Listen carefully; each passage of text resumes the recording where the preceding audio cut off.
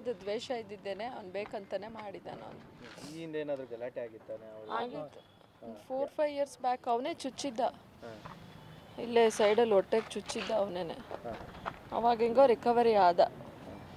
ಹಾಗೆಲ್ಲ ಇದು ಮಾಡಿ ಎಲ್ಲ ಅವ್ರು ರಿಕ್ವೆಸ್ಟ್ ಮಾಡಿಕೊಂಡ್ರು. ಒಳಗಡೆ ಹೋಗಿದ್ದ ಅವನು, ಮತ್ತೆ ಆಚೆ ಬಂದು ಮತ್ತೆ ಇವನ್ನ ಕರ್ಸ್ಕೊಳ್ಳೋದು ಮಾಡೋದು ಈ ಥರ ಎಲ್ಲ ಮಾಡ್ತಿದ್ದ. ನಾವು ಹೋಗ್ಬೇಡ್ರಿ. ಗೌತಮ್ ಅಂತ. ಅವನಿಲ್ಲೇ ಪೊಲೀಸವ್ರ ಮಗ ಅವನು. ಹೌದು, ಪೊಲೀಸವ್ರ ಮಗ. ಅವ್ರಿಗೂ ಇವ್ರಿಗೂ ಗಲಾಟೆ ಆಗ್ತಿತ್ತು ಯಾವಾಗಲೂ? ಅಂದರೆ ಗಲಾಟೆ ಅಂತ ಹೇಳಿದೆ, ಸುಮ್ಮನೆ ಕರ್ಸ್ಕೊಂಡು ಚೆನ್ನಾಗೇ ಜೊತೆಗೆ ಇರೋದು ಮಾಡೋದು ಹಿಂಗೆ ಮಾಡ್ತಿದ್ದ. ಅದು ನಮಗೆ ಗೊತ್ತಾಗಿತ್ತು. ಹೋಗಬೇಡ ಅಂತ ಹೇಳಿದ್ರು ಏನೋ ಒಂದು ಇದು ಮಾಡಿ ಕರ್ಸ್ಕೊಂಡೊಂದು ಮಾಡಿದ್ದ. ರಾತ್ರಿನೂ ಅದೇ ಥರ ಆಗಿದೆ. ಬಟ್ ರಾತ್ರಿ ನಡೆದ್ರೆ ನಮಗೆ ಗೊತ್ತಿಲ್ಲ. ಇವರಿಬ್ರು ಏನಾದ್ರು ಸ್ನೇಹಿತರ? ಏನು ಸ್ನೇಹಿತರೆ, ಅಂಥ ದ್ವೇಷ ಅಂಥ ಇದು ಎಲ್ಲ ಏನೂ ಇಲ್ಲ ಅವನಿಗೂ ಇವನಿಗೂ.